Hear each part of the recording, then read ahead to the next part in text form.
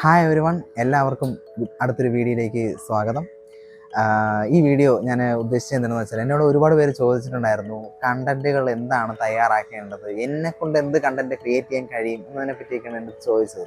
അപ്പോൾ അതിനൊക്കെ കൂടെ വേണ്ടിയിട്ടുള്ളൊരു വീഡിയോ ആണ് ഞാൻ ഈ വീഡിയോ ആയിട്ട് ഉദ്ദേശിക്കുന്നത്. കണ്ടന്റുകൾ എന്താ ആവണം എന്നുള്ളൊരു ചോദ്യത്തിൻ്റെ ഉത്തരം എനിക്ക് പറയാനുള്ളത്, നിങ്ങൾ ഇത്രയും കാലം ആർജിച്ചെടുത്ത കാര്യങ്ങൾ, അതായത് പഠിച്ച കാര്യങ്ങൾ, നിങ്ങൾക്ക് അറിയാവുന്ന കാര്യങ്ങൾ, നിങ്ങളുടെ ജോലിപരമായിട്ടുള്ള കാര്യങ്ങൾ, അത്തരത്തിലുള്ള എല്ലാ കാര്യങ്ങളും നിങ്ങൾക്ക് ഏറ്റവും ഇഷ്ടപ്പെട്ടിട്ടുള്ള കാര്യങ്ങളാണ് ആ ഒരു വീഡിയോയിലൂടെ, ഇൻഫർമേറ്റീവായിട്ടുള്ള ഒരു കാര്യം വീഡിയോയിലൂടെ പകർത്തി എല്ലാവരിലേക്ക് എത്തിക്കേണ്ടത്. ഉദാഹരണം പറയുകയാണെന്നുണ്ടെങ്കിൽ, ഞാൻ ചെയ്തുകൊണ്ടിരിക്കുന്ന എന്തെങ്കിലുമൊക്കെ കാര്യങ്ങൾ, ഇത് ജോലി, സെയിം ജോലി തന്നെ പലരും ചെയ്യുന്നുണ്ടാവും.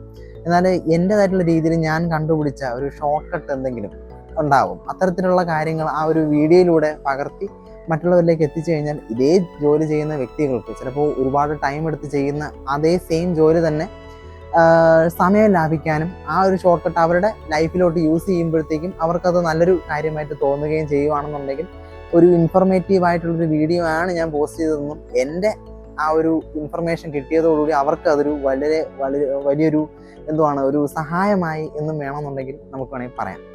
അപ്പോൾ അത്തരത്തിലുള്ള കാര്യങ്ങളാണ് നമ്മൾ വീഡിയോയിലൂടെ പകർത്തേണ്ടതും മറ്റുള്ളവരിലേക്ക് എത്തിക്കേണ്ടതും. ചുരുക്കം പറഞ്ഞാൽ ഇത്രയേ ഉള്ളൂ. ഇൻഫർമേറ്റീവായിട്ടുള്ള, ഒരാൾക്ക് ഉപയോഗമുള്ള ഒരു കാര്യമാണ് നമ്മൾ കണ്ടന്റുകളാക്കി മാറ്റേണ്ടത്. അത് നമ്മളായിട്ടുള്ള രീതിയിൽ നമ്മൾ പ്രസൻറ്റ് ചെയ്യുന്നു. പിന്നെ വേറൊരു കാര്യം എന്ന് പറഞ്ഞാൽ, യൂട്യൂബിലും ഇതേപോലുള്ള സോഷ്യൽ മീഡിയ പ്ലാറ്റ്ഫോമിലും എല്ലാം സെയിം കണ്ടന്റ് തന്നെ ഒരുപാട് പേര് അവരുടേതായിട്ടുള്ള രീതിയിൽ പ്രസൻറ്റ് ചെയ്യുന്നുണ്ടാവും. എന്നാൽ അങ്ങനെയൊക്കെ ഉണ്ടെന്ന് വിചാരിച്ച് നമ്മൾ ഒരിക്കലും നമ്മുടെ തന്നെ കണ്ടന്റിനെ ഒരിക്കലും നിർത്തിക്കളയരുത്. അതായത് നമ്മളൊരിക്കലും അങ്ങനെ റിപ്പീറ്റേഷൻ അല്ലേ എന്നുള്ളൊരു ചോദ്യം, അങ്ങനത്തെ ചിന്തയെ വേണ്ട. നമുക്ക് എന്ത് ചെയ്യാൻ കഴിയുമോ അതൊക്കെ ഫ്രീ ആയിട്ട് ചെയ്യാൻ കഴിയുന്നൊരു പ്ലാറ്റ്ഫോമാണ് സോഷ്യൽ മീഡിയ പ്ലാറ്റ്ഫോം. അതുകൊണ്ട് തന്നെ അത് മാക്സിമം നമ്മൾ നമ്മുടേതായിട്ടുള്ളൊരു ഐഡൻറ്റിറ്റി, നമ്മുടേതായിട്ടുള്ളൊരു രീതി നമ്മളത് യൂസ് ചെയ്ത് നമ്മളത് പഠിച്ച് മനസ്സിലാക്കി നമ്മൾ ചെയ്യണം എന്നുള്ളതാണ് ഞാൻ പറയുന്നത്. ഓക്കെ, അതോടുകൂടി ഒരു പ്രധാനപ്പെട്ട കാര്യം, എൻ്റെ ചാനൽ 100 സബ്സ്ക്രൈബേഴ്സ് കഴിഞ്ഞു. എല്ലാവർക്കും നന്ദിയുണ്ട് സബ്സ്ക്രൈബ് ചെയ്ത് സപ്പോർട്ട് ചെയ്തതിന്.